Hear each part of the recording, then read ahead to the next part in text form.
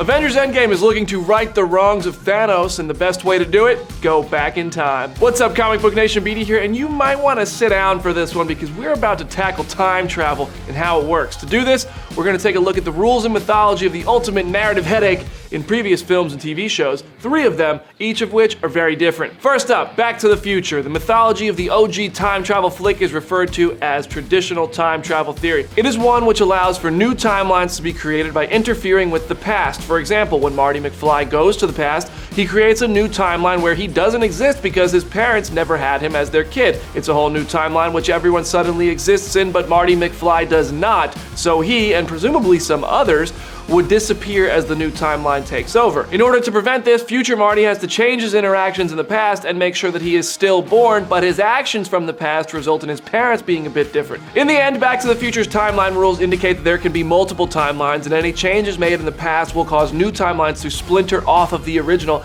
taking anyone and anything with it. It's similar to what happens to the DC universe every time Barry Allen messes with the timeline and tries to save his mother. Changing the past changes the future. New timeline. This is why the Avengers have rules in Marvel Comics about changing things in the past, and likely will have to implement some if they use time travel as a narrative device in Endgame. Then there's Lost and its time travel. After crashing on an island, the survivors of Oceanic Flight 815 found themselves traveling through time, but they couldn't change anything.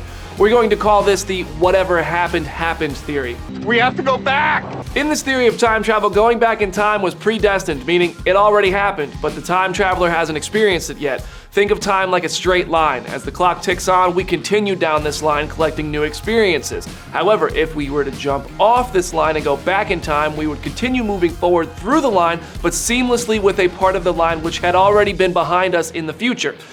This means that any interference with the past would have already happened. For example, in Lost, Sawyer went back in time from season 5 to season 1, where he stood in the bushes and saw Claire's baby being born, but his season 1 self was nowhere near it. Or Daniel Faraday tried to warn a young, past version of Charlotte that she would die if she stayed on the island just moments after seeing her future self die.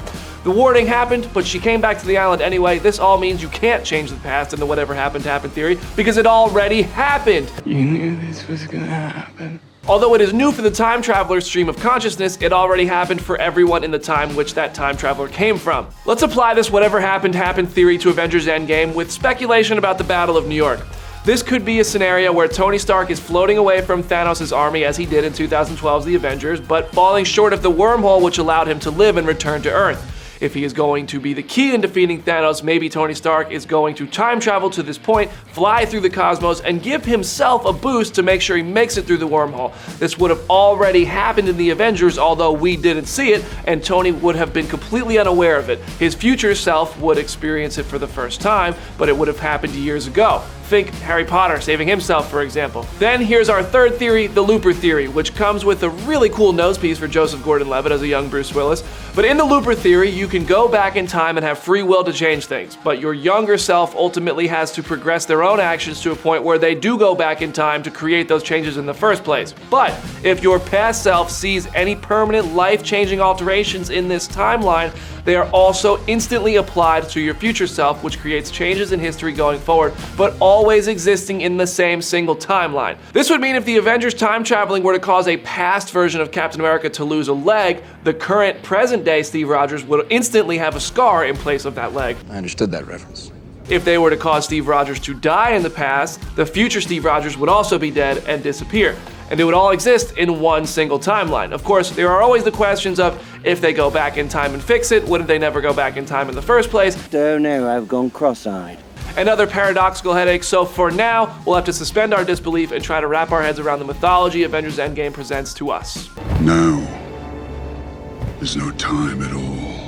What's your big prediction for how Avengers Endgame will undo Thanos killing half of the universe? Will it be time travel? Which method do you want to see? Share your thoughts in the comment section or send them my way on Twitter at BrandonDavisBD. And stay tuned to Comicbook.com/Marvel for full Endgame updates and insider info following the April 26th release.